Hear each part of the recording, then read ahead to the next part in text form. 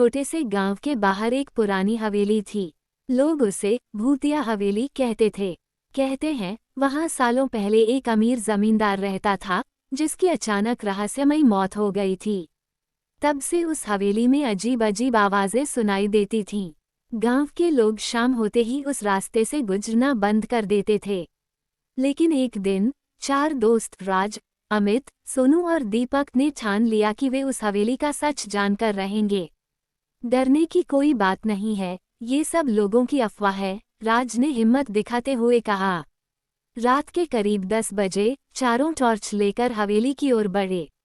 हवेली के पास पहुंचते ही ठंडी हवा चलने लगी। पेड़ों की शाखाएं ऐसे हिल रही थीं जैसे कोई उन्हें जोर जोर से हिला रहा हो। यार, मुझे ठीक नहीं लग रहा, सोनू डरते हुए बोला। बस अंदर चलते हैं, जल्दी देखकर निकलेंगे, अमित ने कहा।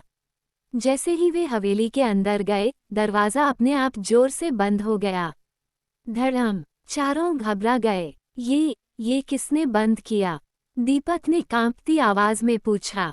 अचानक ऊपर की मंजिल से पायल की आवाज आई, छन छन छन छन। चारों ने एक दूसरे की तरफ देखा। डर उनके चेहरों पर साफ झलक रहा था। राज ने हिम्मत करके कहा, चलो ऊपर देखते हैं।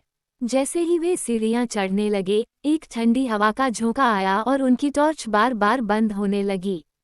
ऊपर पहुंचते ही उन्होंने एक कमरे का दरवाजा थोड़ा खुला देखा।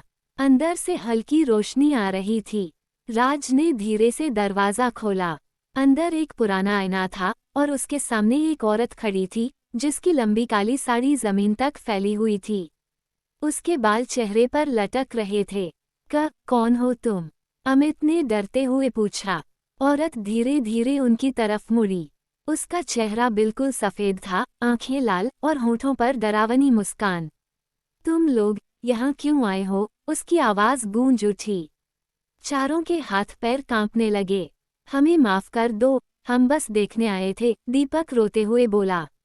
अचानक कमरे की लाइट तेजी से झिलमिलाने लगी और वो औरत हवा में उड़ने लगी।